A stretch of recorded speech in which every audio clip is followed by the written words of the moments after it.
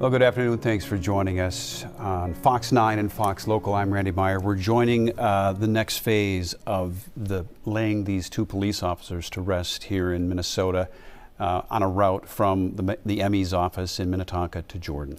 You're watching the beginning of this procession now from the medical examiner's office in Minnetonka for the two Burnsville police officers who were killed on Sunday, Officer Paul Elmstrand and Officer Matthew Ruge. The paramedic, Adam Finseth, was taken to the funeral home in Jordan yesterday. So again, this procession is just beginning. They will make their way from Minnetonka on 62nd Street there to 494 down 169 to Jordan, and we will carry this procession in its entirety. This is the phase where officers from all over the Twin Cities, primarily in the metro here, on this day will honor those two officers in the next phase, the next stage of them being laid to rest. Again, this route takes them 25 to 30 miles from Minnetonka down to Jordan. And so this is a procession that will probably take around 45 minutes. Again, those two hearses that you saw carrying the bodies, Paul Elmstrand and Matthew Ruge, en route to Jordan. At the very least 45 minutes to maybe an hour because of the number of vehicles that will also be following. There were hundreds of vehicles on Sunday that followed the bodies of these officers from HCMC in Minneapolis all the way to the medical examiner's office, and it took more than an hour for that procession to end. Now, this is something that is tradition for public safety personnel to stay with the fallen officers, and they've invited the public to line the route as well. They're just asking people to please use extreme caution on all of these roadways. And we are seeing a number of people that are gathering with American flags and lining this route shoulder to shoulder to show their support and to honor these officers who lost their lives in this domestic call early Sunday morning. What you're seeing here now is the site in Jordan where the officers will ultimately end there at the funeral home. And we will see along that routeway many first responder vehicles, both fire, police, rescue, and they will be there the whole way guiding their fellow officers, those two heroes, down to Jordan, to the funeral home there.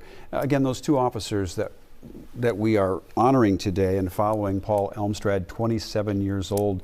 He joined the Burnsville Police Department in August of 2017 as a community service officer. He was promoted to officer in July of 2019, part of the department's mobile command staff, peer team, honor guard, and field training unit. And Matthew Ruge, also just 27 years old. He joined the Burnsville Police Department in April of 2020. He was part of the department's crisis negotiation team, and he was a physical evidence officer. And Adam Finseth, the paramedic and firefighter with Burnsville Fire Department, he was taken to the funeral home yesterday, 40 years old, and he's also an Iraq War veteran. He talks about his Army service, and if you go to his LinkedIn page, he talks extensively about his Army service, and he was killed trying to help one of these fallen officers at that home on Sunday morning. You can see the two hearses right there as the chopper there zooms in to the highway there. The route that we believe they're taking, 66th Street. 62nd Street to 494 and then down 169 straight down to Jordan there, escorted by several different departments along the way. We did witness prior to coming on the air that family, friends, and many officers had gathered at the ME's office there, the facility in Minnetonka, to say their final farewells as well.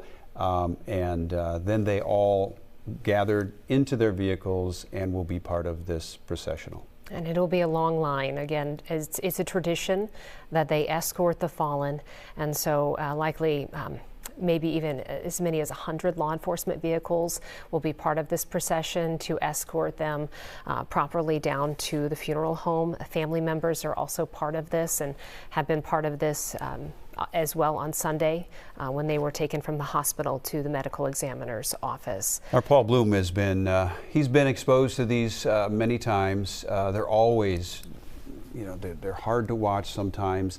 Very emotional for the people involved, obviously, very emotional for those in those vehicles en route. Paul, give us some insight into how important this is, though, for law enforcement to be a part of this. Oh, this is so vitally important, Randy. Kelsey, thanks for having me, joining you here from the newsroom. Just to give you a little perspective on where that medical examiner's office is, kind of tucked in the corner of Minnetonka, Eden Prairie now, a newer facility, and this is sort of the extension of Highway 62. They'll eventually take a right onto 494. On the ramp, and then head along 494 into the 169 corridor down to Jordan. And you will see officers from all over the Twin Cities. In fact, just driving back to the station here where we are in Eden Prairie about an hour ago, I saw some Plymouth, Minnesota, Plymouth police vehicles that will join in. I counted about 8 to 10 Burnsville firefighting ambulances, fire trucks, of course. They are mourning as a complete city, but yesterday, this is the journey Adam Finseth took down to the funeral home in Jordan. These are brothers and sisters in uniform, everyone wearing the badge, all of these emergency responders, all of these recognizing the danger that these men and women put themselves in front of day in and day out to protect this community. And you will note that from the very beginning, the remains, the bodies are never alone. From the moment of whether it was being extracted out of that house in Burnsville to the medical examiner's office for their autopsies. They are always guarded, always protected, and this is that next step. You go to the funeral home. We haven't yet seen funeral arrangements yet at this point, but that would be the next step. Whether or not we do one significantly large memorial service or 3 separate, we just don't know. That will be up to families and loved ones, and of course, 2 of these, all 3 obviously leave behind families. We know a couple of the men married with children. We learned a little bit more today about Matthew Ruge. It turns out he's from the Wabasha-Kellogg area, so down along the Mississippi River there. They are planning a candlelight vigil for Officer Ruge, 27 years old, shot in the chest and killed. He, one of the officers today being transported down to Jordan. And then, as you mentioned, Paul Elmstrand. We've just heard so many beautiful stories. Of course, him attending University of Northwestern here in St. Paul, and his wife with some beautiful comments in the last few days, grieving, talking about he slept so others, or he stayed awake so others could sleep. He stood tall to protect others. He wore, she kind of commented about how Paul would wear the same clothes, real basic clothing, shirts, T-shirts, whatever. His wardrobe very minimal, and that was so he could spoil his wife and children. I know his child 2 years old, and then a 5-month-old baby, so a newborn in that household. And you just think about those folks today and the families that have been shattered. So it is difficult, but I know these men and women in these additional vehicles riding with these officers, they would not miss this. This is, part of, the ritual of this, and it's sad. We do see these from time to time in the cities. We certainly see them more broadly across the country of late. An industry, a profession, if you will, that has been beat up a little bit locally here over the last few years, and this is a moment for everybody to come together, and then the beautiful scenes that we'll start seeing unfolding from high above the highways here, which, the overpasses, the flags.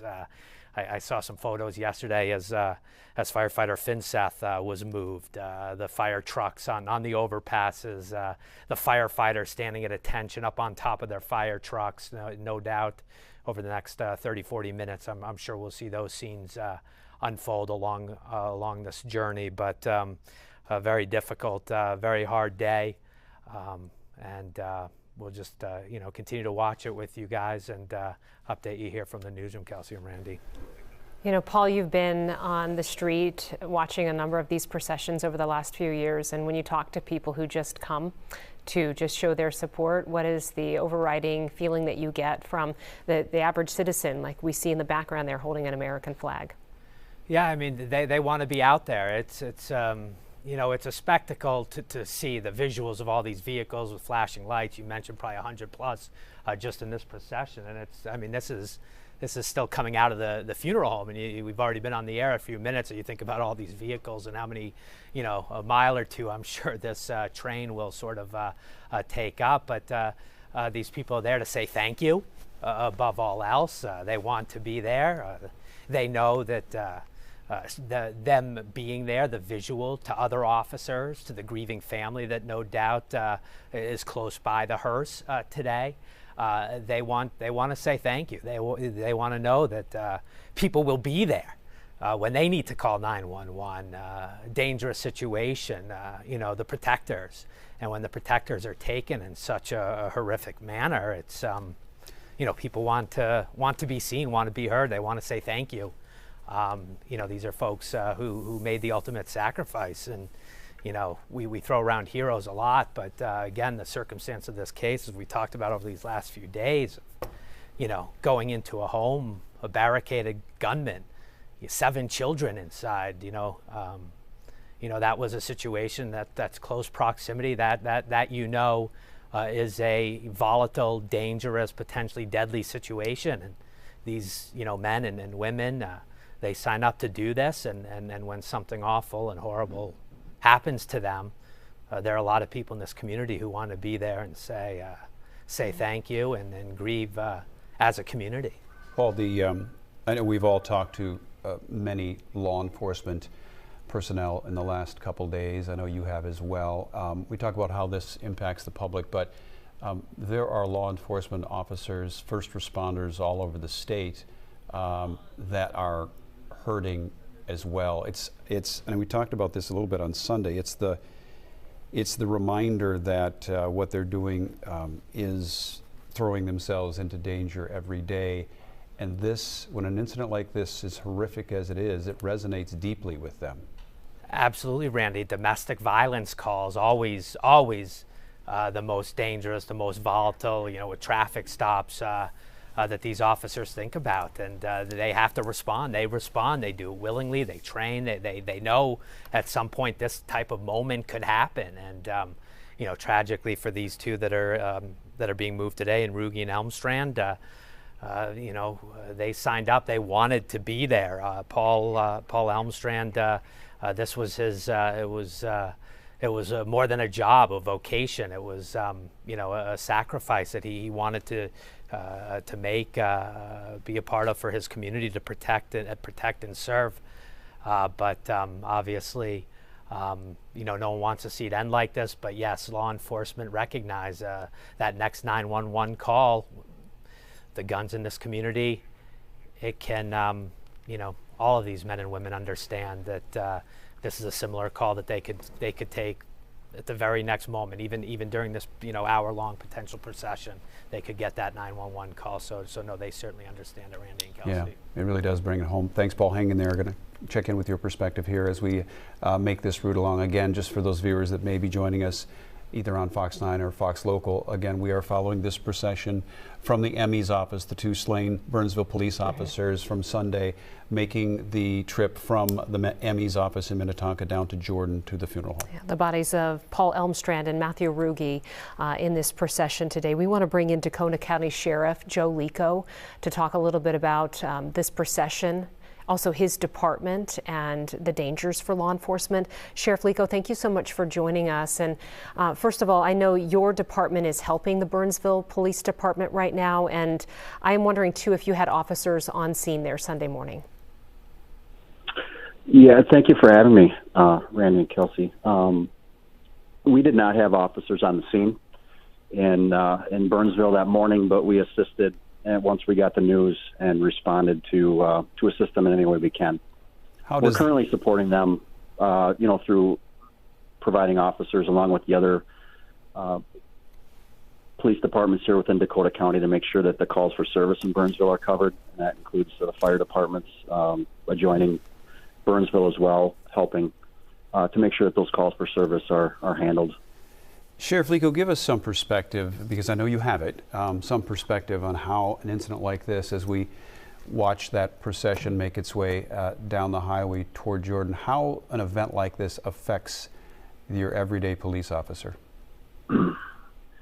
It hits everybody. In our case here in Dakota County, we might be the 3rd largest county in the state population, but we're very tight.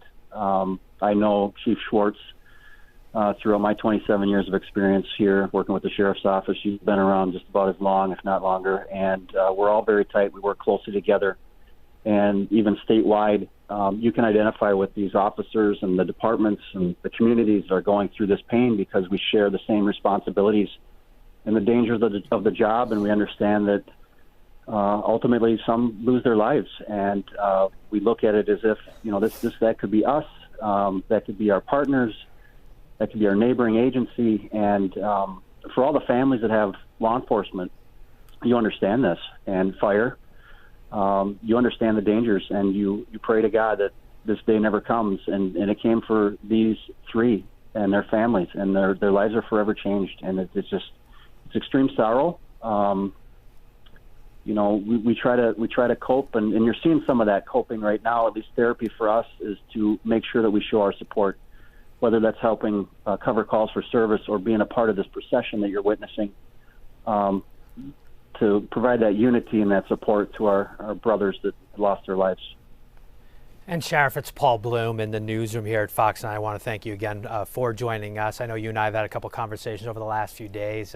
Specifically, I don't want to necessarily call it uniqueness of Burnsville, but the emergency responders in that community. It's sort of a city, a proud city, you know, as you sort of mentioned, you know, in other places we might expect to see sheriff deputies on scene for something like that, but Burnsville is able. They're a strong force, police, fire. Could you talk about sort of that unique department? I believe the chief kind of climbed up through the ranks there. It's a very sort of proud, strong department. If you could kind of provide our viewers a little bit more insight on that Burnsville PD specifically, and their fire department, and how much this just crushes the soul of that community. It's a very strong community, Burnsville. You know, with their public safety, their administrative offices, the huge support from their city council, mayor, city manager, and as I mentioned, we work closely together. We have a lot of collective initiatives that we do together. They have their own SWAT team, where the rest of us, and Egan as well, Egan and Burnsville have their own SWAT teams, but they do rely on us to assist. The other police departments, along with the sheriff's office, have our own SWAT team as well. So we do assist each other on critical calls. Our drug task force is consistent of you know, investigators, police officers from every city within Dakota County. So we work closely. We know each other. I know many Burnsville officers through my years. Some of them have retired. I know they're hurting today. It's got a long tradition of excellence there, going back to previous chiefs and administrations, and Chief Schwartz has continued that excellence with her team, and we're just extremely saddened for all of them. I saw the pain on all their faces on Sunday when I walked in there, and it's hard for everybody. We just want to be there to support them any way we can. Sheriff Leko, this is Kelsey again. I talked to a longtime law enforcement officer on Monday just about how dangerous domestic calls can be, and he said, he summed it up this way, you know, a lot of times they know you're coming because a 911 call has been placed, and this was an extremely dangerous situation that they walked into on Sunday. Can you just speak to the dangers that officers do face in these domestic calls? Yes, and that's, you know, it's been discussed before. I mean, domestic calls are one of our highest or high-risk calls. You don't know what you're walking into. You don't know what the current emotion is. Oftentimes we get there, there's already been a dispute, and the emotions are high. And I'm not projecting whatever happened in Burnsville. We'll find that out through the investigation through the BCA. But in general, with domestics, they're extremely dangerous. We don't know if there's access to weapons. You try to de-escalate, use time and distance, but sometimes when you have victims inside, you are forced and expected to act to protect that victim. In this case, the 7 children inside. They were at risk, and we had little or no choice to make sure that we were in close proximity to protect them. And when danger comes, we're not usually given a warning, right? It happens, and it happens in an instant, and you have to respond. So our officers are always on heightened alert on every traffic stop we do, every call we go to, but specifically for domestics, we have to make sure that we are walking in full awareness and understand what we could be walking into and be prepared to act if we need to. Sheriff, I know that the relationship between the county and the city is usually a typically very tight one, and I know over the last couple of days you have heard a lot and talked a lot about Paul Elmstrand and Matthew Ruge. Can you share some insight into these two individuals as we watch this processional make its way down 169? I know that a lot has been said about both of them, but share some of your insight, having been so close to those officers and that department. Yeah, thank you, Randy. I wish I knew these gentlemen that were so courageous and doing their job that day and willingly went into that house. I've heard stories, as all of you have. I do know when I was there on Sunday talking to their partners, they were sharing some stories about them and just the amazing men that they were, young men that they were, and how they always just had that positive attitude, and they're willing to help and do anything for anybody, and that they just lifted up everybody else around them, and they're just a joy to work with, and that it doesn't surprise me, because that's the people that are out there protecting and serving. As unique and special as these gentlemen are that lost their lives are. They do this because it is their calling. They love helping people and protecting people.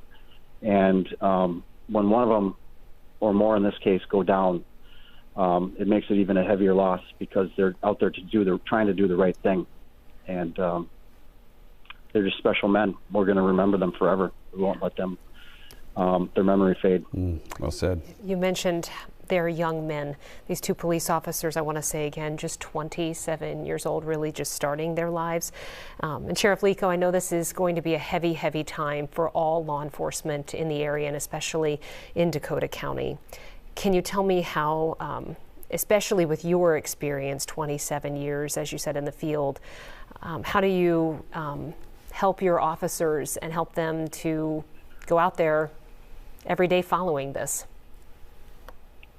Yeah, we have to check in with our people, and sometimes you don't know the connections that they have or the feelings that they might be having, or things might be surfacing from previous close call incidents they've had, or maybe they know these officers and paramedic that they've had historic contact with them. You just have to check in with them and make sure they're okay, because the last thing we want to do is send people out that are not okay. And I think, in credit to our profession across first responders, when I started 27 years ago, you had to tough it out. And if you showed emotion, it was a sign of weakness.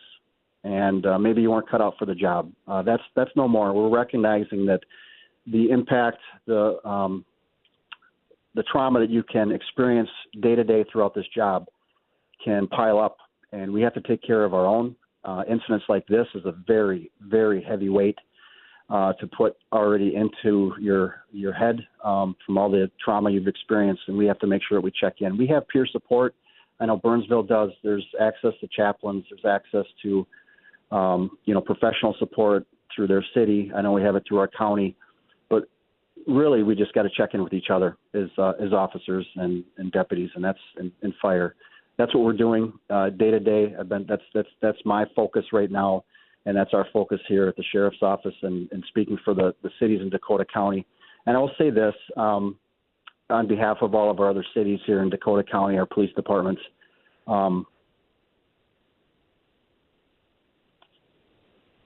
you should be so proud.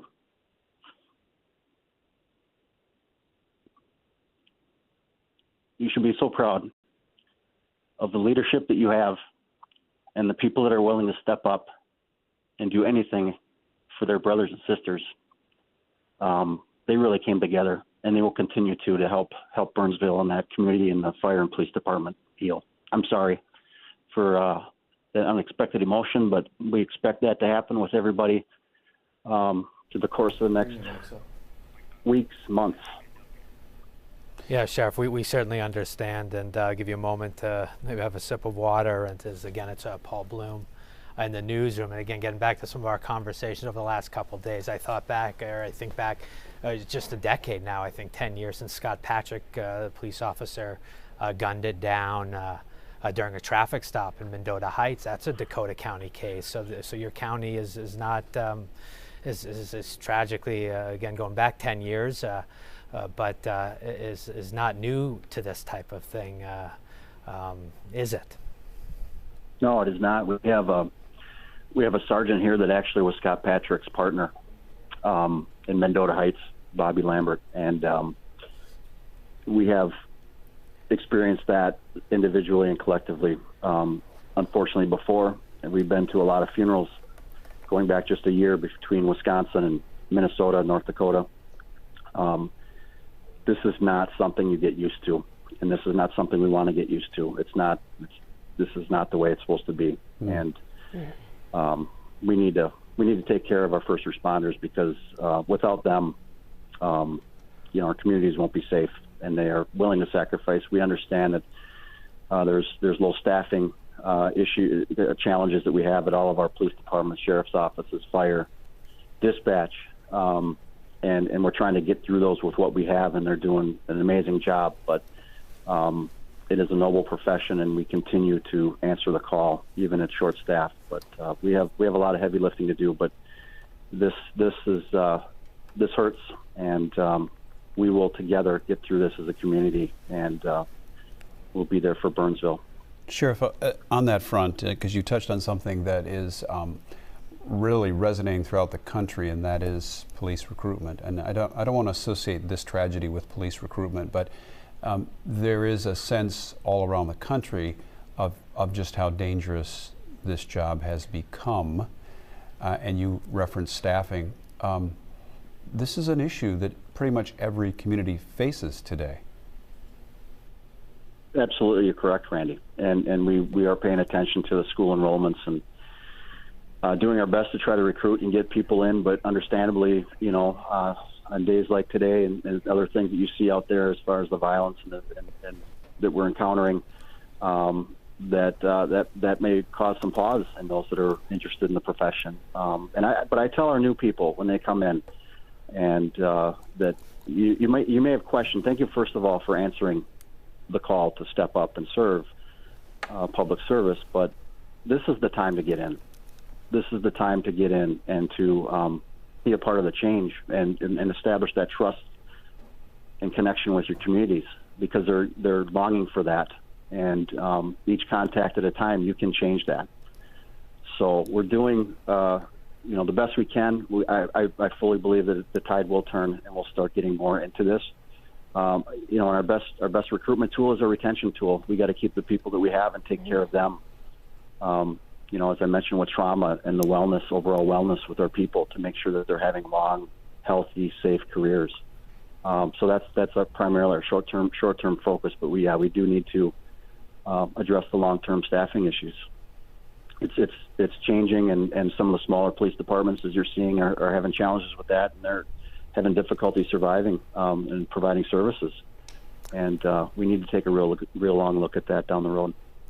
Sheriff Leko, thank you so much for joining us today as we follow this procession from the ME's office all the way down to a funeral home in Jordan. Your experience with nearly 30 years in law enforcement is so vital in understanding what's going on and where police work is now, and we can tell that you are very much there for your people, and certainly there for the city of Burnsville during this difficult time. And we wouldn't, the fact that you let a little bit of emotion out, we would expect that under these circumstances. And I think that's important to be able to let it out sometimes, because these are very dark days. Yeah, we acknowledge that this is not an easy thing for you to do, or for any other police officer to do on a day like today. So we feel very grateful to have you with us today. And please, please tell others that you may run into who are in law enforcement how important they are to all of us, not just today, but really every day. We appreciate you. Thank you so much. Yeah, I appreciate that. And if I could leave you with one thing, people are looking to help. And there's a ton of things that people have been doing for Burnsville, bringing flowers and food and things. But the simplest thing is just to say what you just said, Randy and Kelsey, is to acknowledge the service that our people in uniform do. and that there's appreciation there. That goes a long way. Our people need to hear that.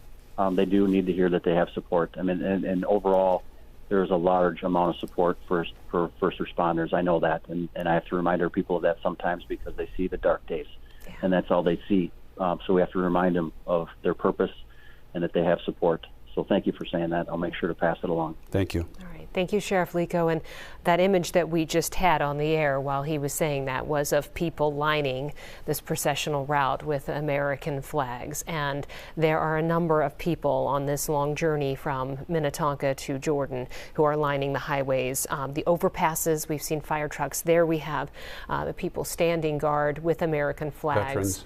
Just, shoulder to shoulder, probably in mostly silence, but just to have that presence so that as these law enforcement vehicles drive by, they see that support in every community that they drive through. And you can see, we do have a shot, I don't know if we can pull this up, but of the fire trucks, and the ladder trucks have built a bridge to have that American flag draped over the procession as they pull into Jordan as well. And we'll be able to get that in just a moment. So our viewers, again, this has been a processional that has been going on now for about 40 minutes, began in Minnetonka.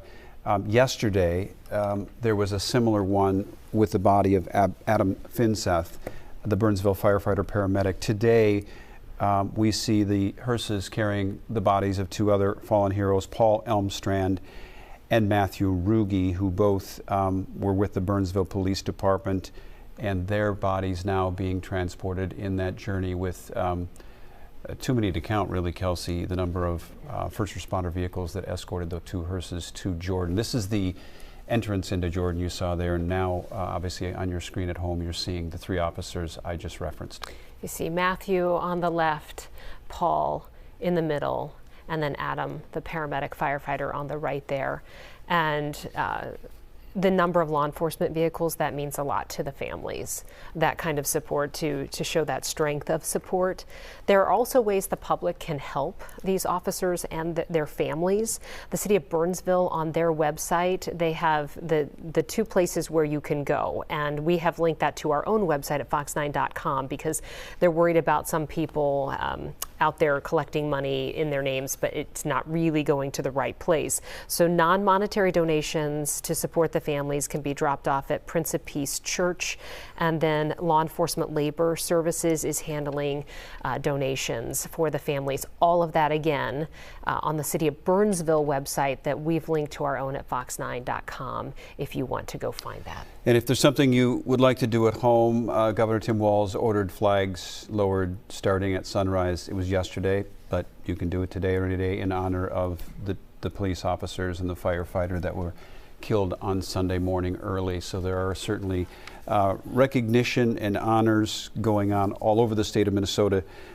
since Sunday, and will continue throughout the weeks and possibly months ahead. We know that today is really just one part of what will be a fairly massive memorial service in the coming days. It has not been announced yet, to my knowledge, when that might be, but it certainly will be a statewide affair when these bodies are laid to rest.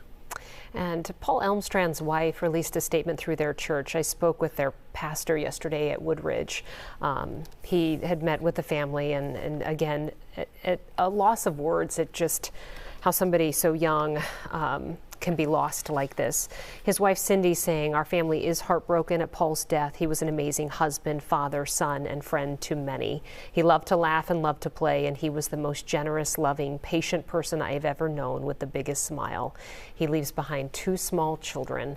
And we also spoke to folks at Northwestern University, where he attended in St. Paul, and they also mentioned that this was a calling for him to be in law enforcement, and he helped to work security on campus too. And this was something that he felt was where he needed to be. He needed to be in law enforcement. Do we have the picture of Paul from last summer that shows him with his wife and daughter? I know we have that in the system. If we could pull that up just to give people a sense for Paul and you're seeing 169 now just drifting into the city of Jordan.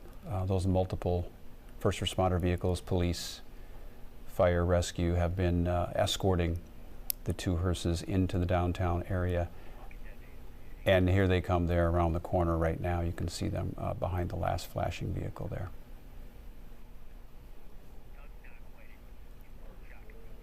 Mm-hmm. But again, this all happened Sunday morning, very early, before 2 a.m. the first call came in. And these officers from Burnsville Police and Fire answered a very distressing domestic call, as the governor put it, a family that was in trouble. And there were 7 children inside this home. And the crisis negotiation team was out there. These officers were part of that. And Matthew Ruge in particular was part of that crisis negotiation team. And after several hours, it erupted in gunfire, and these officers were killed while the paramedic, Adam Finseth, was trying to help these wounded officers. Paul Elmstrand, 27 years old, and Matthew Ruge, also 27. People have just really focused, understandably, on how young they were, mm-hmm. Kelsey, and being thrust into, and it's just part of the job, being thrust into a situation like this, domestic. As Officer Leko just referenced a moment ago, domestics are hard. You don't know what you're getting into. In this particular case, they knew they had children inside that home, and they knew they had to get in to protect those children, and the end result is what we're seeing here today. Really, really hard, and those are the calls that police officers fear the most. They really dread having to deal with that, but they do it anyway. Because oftentimes the suspect, potential gunman, the person who somebody has called 911 about, because they know that the 911 call has been made, it's one of those few calls where police officers, as they enter a scene, that person already knows they're coming, and they have time. And that's what makes them so dangerous. Paul Bloom, insight on some of this. We talked about how dangerous those types of calls are, as demonstrated over the last couple of days.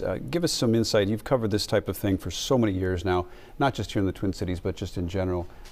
Give us your take on that. Yeah, well, I want to share kind of a specific anecdote coming out of you guys talking about these officers. Again, 27 years old, the pair of them. Their remains arriving now in Jordan. Funeral, no doubt, will happen in the coming days. But we talked when we had Dakota County Sheriff Joe Leko on about Mendota Heights police officer Scott Patrick, who was killed a decade ago, and the man who eulogized him, his partner that day at that funeral, was Bobby Lambert, now a sergeant over in Dakota County. And Bobby and I are we've kept a connection through the years, and he posted a message the other day sort of about his assessment. Now, he's spent 28 years in law enforcement, so he's spent more years wearing the badge, protecting the community in uniform than these young men live their lives, dying at 27. And he worries about the younger officers that are wearing the uniform, and sort of sent this message praying that they continue to serve and protect their communities with courage and grace, that they don the badge for their fallen brothers who no longer can, knowing that they are never alone and that we share in their pain. Quote, "I am my brother's keeper." Obviously, just again, just some sentiment from a man I've come to know who lived through this in the most agonizing way, losing his partner to a traffic stop a decade ago. Again, Bobby Lambert there. But no, you are right. These domestics, you don't know what you're going into. It was a 911 call for some sort of family situation. Did they know? Do they arrive there knowing? The man has a gun, a barricaded situation, children ages 2 to 15 inside that Burnsville home, and they have to react to that situation. It unfolded over several hours. We don't know, in the coming days we'll get more details on what happened, why the gunman opened fire, what took place there. But regardless of the facts now, these lives were lost, and they're heroic. These were men who, risked their lives, were willing to do it. Obviously, you heard the sheriff, and clearly from the context of at least one of the officers was shot and killed inside the home. This was close proximity. They were right there. They had lives to protect. A woman, 7 children, 2 to 15. And this is now an opportunity, not just for Burnsville to say thank you, to pay their respects, but really a pretty good contingent from across the Twin Cities. And these processions, as we know in sort of the news, gathering situation, these are not preset days in advance. These are officers getting word during the course of the day and wanting to be there. The symbolic, train, the amount of support, the visuals that means for the community, that it means for these grieving families, so critical. But certainly you're looking at this overwhelming support now arriving in Jordan. And again, as we kind of timed out sort of the step-off procession from the ME's office, again, up in that Minnetonka, Eden Prairie triangle all the way down there, you'd have to think there was a mile or two of emergency vehicles. And then you see, those who don't join the procession park their fire trucks at attention over overpasses. And it's really a beautiful moment. And this will, this is just a small piece. Wait till the funeral and those processions that will follow the funerals, where all the cars are lit up, and then the final rides. We have a couple of days. It's very ceremonial. It's a very difficult time, and it's beautiful when the community can come together and honor these heroes you're seeing on your screen right there. Paul, one of the difficulties of this, you mentioned the grieving families, and that's one thing, and that's obvious in a situation like this. But and I know Sheriff Joe Leko mentioned it as well, touched upon it lightly. But it's the family of all officers that fear and grieve at this time for the unknown and for the daily trauma and harm that their loved ones face. You've had to interview some of those family members in the past. There isn't a family member of any police officer out there that doesn't wake up every day and wonder and worry. Right. No, every time they go out the door and put on the uniform and head off to work, you don't know if you're going to come home. Loved ones, spouses, children don't know, whether they'll see their mom, their dad, a sibling return home. So no, they recognize the risks they face, and this is just so in your face, so heartbreaking for this at a time when law enforcement, as we talked about with the sheriff, and we certainly understand in the community at large, it's a difficult time. Ranks are thin. A lot of these communities, I have no idea what the current staffing situation had been in Burnsville, but short staff, working long hours, extra overtime, filling holes, really difficult to recruit, open jobs. Again, let's be honest, it's a profession that's taken a black eye here in the Twin Cities in particular over these last few years, and certainly beyond.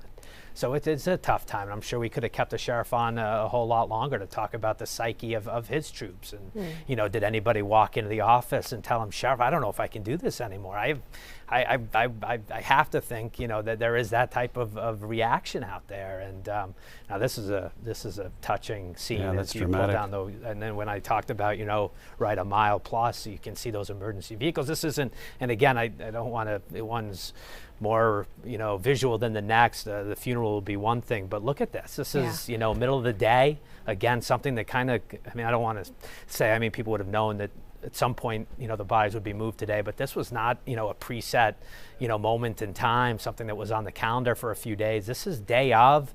These are people in their city vehicles wanting to be there, and look at that. Traffic's given way for that entire lane on 169 southbound coming into Jordan. That beautiful scene of those fire trucks up on top of the overpass.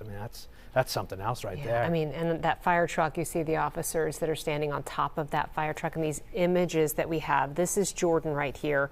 The ladder trucks forming a bridge as these law enforcement vehicles will enter Jordan, and we've got the American flag flying over the roadway. And then you see the images that we've had up of the veterans with the American flags in Jordan, and then all of the people who are forming a queue there in Jordan. And we saw a Shakopee officer who is standing there, and the images are very powerful. And you're right, Paul, we just learned a few hours ago when this procession would start, so it's not like there was any advanced notice really, and this is the turnout that you have for people who want to come out and be part of this, support the family members, support these law enforcement agencies, and support Burnsville. We should note too that one of our reporters, Karen Scullen, is on the ground in Jordan at this hour, and when the procession gets to Jordan, and when it's appropriate, we will take Karen as well with some perspective from the ground as things culminate there at the funeral home. And they are just minutes away from entering Jordan, where these bodies will be taken to a funeral home. The bodies of Paul Elmstrand and Matthew Ruge, both Burnsville Police Department officers. The body of Adam Finseth, the 40-year-old firefighter paramedic, his body was taken to this funeral home yesterday. It is a long journey from the medical examiner's office in Minnetonka to Jordan, with the 100+ vehicles that are following in this line today. So we expect it to still take some time, but as you can see, people are giving way to these vehicles, making room for them respectfully as they make their way down the highway. Governor Walz is issuing a proclamation in honor of each of the fallen. It reads in part, "It is with the deepest gratitude that the state of Minnesota recognizes his dedicated service and sacrifice for his fellow Minnesotans. Our thoughts and prayers are with his family, friends, and community." By his, he's talking about all three of those officers: Paul Elmstrand, 27 years old; Matthew Ruge, 27 years old; Adam Finseth, 40 years old. And at a time like this, I think just presence is so important, because really there's no way to articulate better than just showing up. And we saw that in Burnsville on Sunday night with the candlelight vigil that the city hosted. Really, they just brought people together, and people just started praying, started singing. There was no plan for that vigil. It really was just about being there with one another, physically being there and showing your support. As the procession makes its way, it's just outside of Jordan now, but we want to bring in Karen Scullen now. She is on the ground there with some perspective. We saw some images earlier, Karen, of there were some veterans there, others lining the streets. Give us a sense for sort of the feeling there on the ground in Jordan as we watch this procession make its way into the city. Right, we are just moments away, I think, from that procession arriving here to downtown Jordan, to the Ballard Sunder Funeral Home. And they will be, you have the 100 or so cars that are in line that are part of that procession, and then waiting here are the veterans, as you mentioned, but we also have moms and dads and employees in the area. Children are here to show their respect. And it is a very, you asked about the mood, it's a very somber, very, very somber mood, with a lot of heavy hearts out here. Everyone's saying they truly are feeling this. They are truly just saddened. Some are up at night thinking about the families that have been impacted, not only directly of the fallen officers and the paramedic, but really the families of all law enforcement personnel. So it's been very, very difficult today. And I spoke with several people here, kind of offering their different perspective. The veterans saying, you know, he's one of us. I feel like I have to be here. They risk their lives every single day. Somebody else telling me that she used to be in law enforcement. Her father was in law enforcement. He was injured on the job. And she said she, again, felt like she had to be here, but that I had asked her, do they feel the community support? Do you feel the community support? And she said, absolutely, 100%. It's so important. But she made a point to say, not only important today, but really in the days, the weeks, the months, and even years to come, because it doesn't get easier right away. It's such a long, long healing process for the families and for law enforcement personnel. And then others saying that, it just felt like a gut punch when this happened, and they were truly, truly just sad, just very, very sad, and wanted to be here for when the two officers arrived to join the paramedic Finseth here at the funeral home. Unclear, as we've said, is the funeral going to be one big funeral and all held together? It seems to indicate that, but certainly we've gotten no formal official word that in fact is the case. So right now, a lot of the streets in downtown Jordan are blocked off. We're kind of at West 1st Street East and Varner Street South, if anybody's familiar with downtown Jordan, a very kind of a small community here. But the streets around the funeral home here are kind of blocked off. We've got people lining the streets. Maybe we could pan over to some of the veterans that are, step out of the way here, kind of alongside the funeral home on the sidewalk there, waiting honoring the officers as they will arrive here just moments from now. And it looks like police from various departments are also helping to kind of man the situation here. We've got Lakeville Police along with Jordan Police as well. Got an officer down there. I think they're probably getting very close as we speak. But that's kind of the situation right now. A lot of just heavy hearts here as not only people from Jordan but surrounding areas have come here around the funeral home to just pay their respects and show some community support for these fallen men. You are right, Karen. We're seeing from Skyfox 9 that they are very close now, and so you will start to see law enforcement, rescue vehicles, police vehicles enter the city. We're seeing them from the sky now with that fire truck bridge with the flag that is marking the entrance into Jordan. Yeah, and the aerial picture really tells the story at this particular moment. Just how large this is, the number of people that have gathered as they make their way to this funeral home in Jordan, the slow speed at which they are going, and we saw the veterans on the ground. You can see people, if you look closely, you can see people lining the street there to the hearses just passed right there. Show that they are there. And that support is very much appreciated.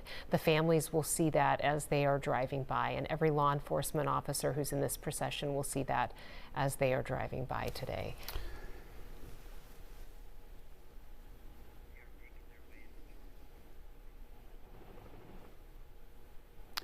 For anyone who may have just tuned in here in the late afternoon, we're broadcasting on Fox 9 and Fox Local, our streaming service.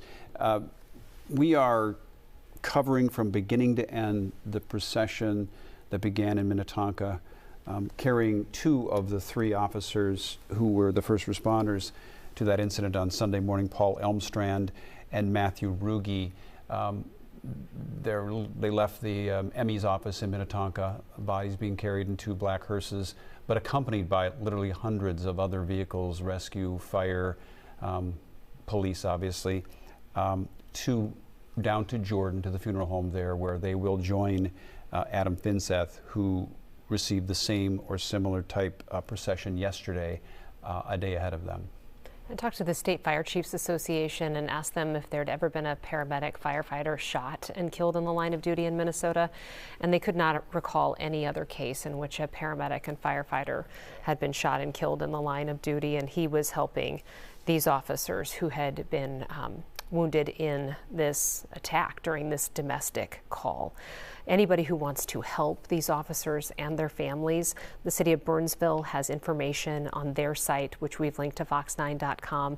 There are monetary donations that are being handled by the Law Enforcement Labor Services, and then non-monetary donations that are being handled at the Prince of Peace Church in Burnsville. And so let's bring in Karen Scullin, who is in Jordan right now, as she's watching this line of cars. And so, Karen, just tell us what the feeling is all around you right now.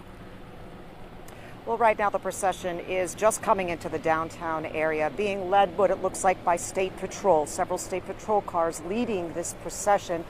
Lights flashing, the blue and reds flashing all the way. It's very quiet here right now.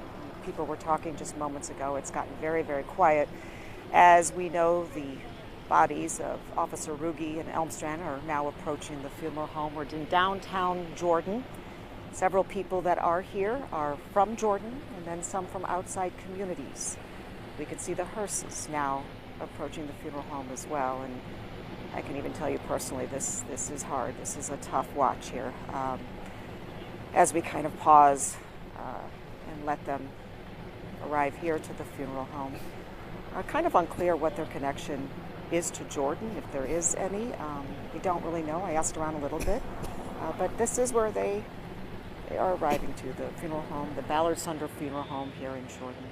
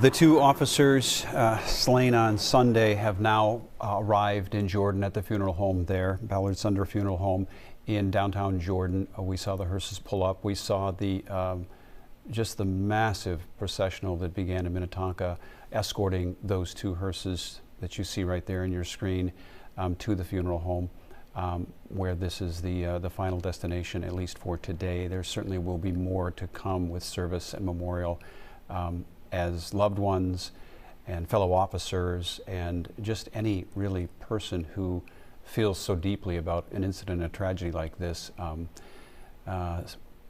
gathers in Jordan to say goodbye to these two officers. And similar to Sunday, when the bodies were taken out of HCMC and taken to the medical examiner's office, they were brought out of the hospital, their bodies covered in an American flag. And today we can see from the back of the hearses that their bodies again will be covered with an American flag as they're taken into this funeral home. And as Karen said on the ground there, it just became very, very quiet in the city of Jordan as the procession started to make its way in, similar to the scene at the hospital. And now they're going to open up the hearses and bring the bodies out.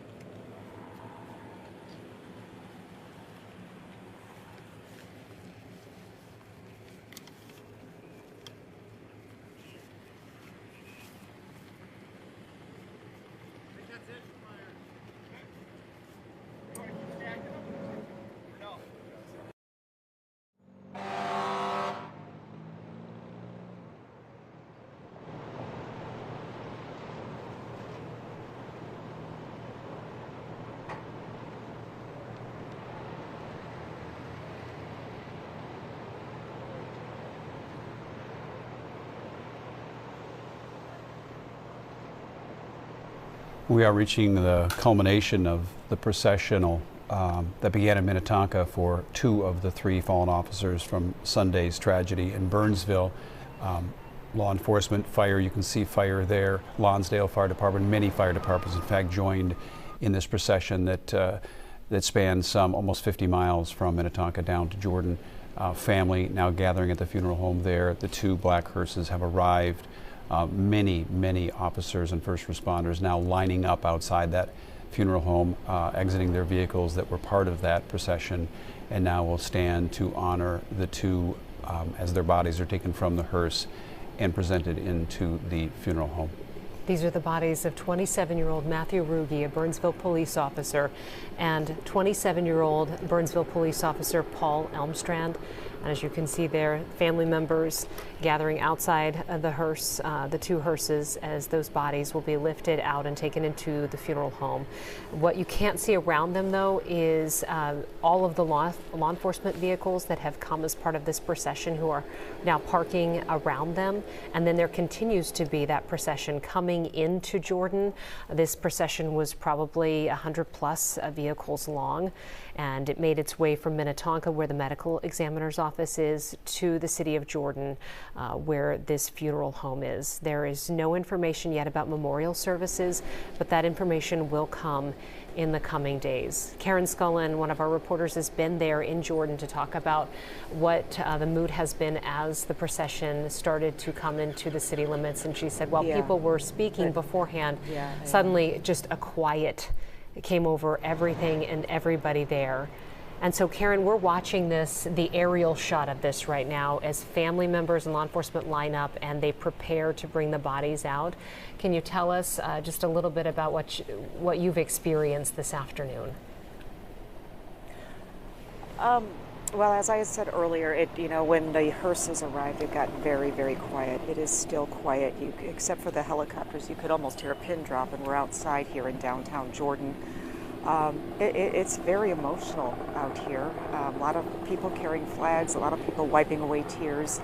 It's hard. It's really hard to watch this happen and unfold before our eyes here. The families of the fallen are here, waiting for the bodies to be taken out of the hearse. Of course, the Burnsville police officers are here, along with the fire department, all here to honor and pay their respects. But all up and down the sidewalks here in this little corner of downtown Jordan, people are just watching, waiting, no doubt recognizing the emotions they're feeling, as I am too. This is hard. It's just really, really hard. It is, Karen, and I think you're feeling what many people in the state of Minnesota and certainly in the Twin Cities communities and most profoundly in Burnsville feeling since Sunday. It is difficult. It's difficult to see. It's difficult to watch. And there's nothing awkward about just listening and stopping. The silence is part of the process, and I guess it certainly is something that we can all take in. The images are powerful enough. And we will stop here in moments because the silence is honestly what's appropriate. And we will just watch and we will listen.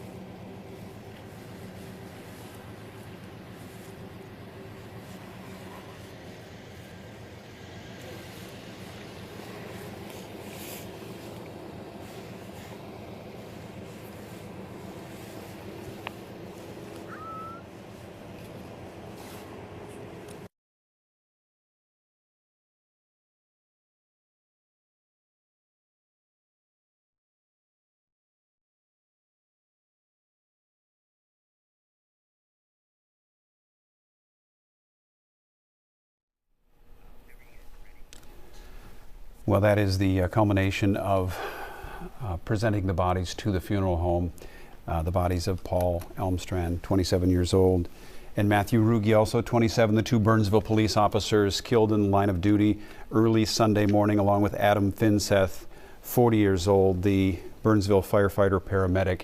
A procession that began, Kelsey, at about 2:30 this afternoon from Minnetonka in the ME's office. Just let's keep this up for just one moment. Remember their faces. Matthew on the left, Paul in the middle, and Adam on the right. Matthew and Paul, the two that were brought to the funeral home today. Adam, the paramedic, was brought to the funeral home yesterday. You saw the faces of the family members, the loved ones, the law enforcement, the friends, and you saw how emotional this was and will continue to be for a long time to come. And again, we have no information about memorial services at this point. Those details will be released in the coming days, but it's a heavy, heavy time for the state of Minnesota and for law enforcement. Yeah, we've heard from so many people, both Sunday, Monday, today, about this tragedy.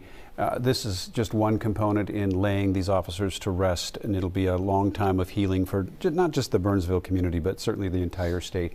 We're going to follow this throughout the rest of the day as well. We'll certainly have more on Fox 9 and Fox Local. Our next opportunity to join you on Fox 9 will be at 5 o'clock, so a little over an hour from now, and we'll have much more detailed coverage of this as well as other stories of the day.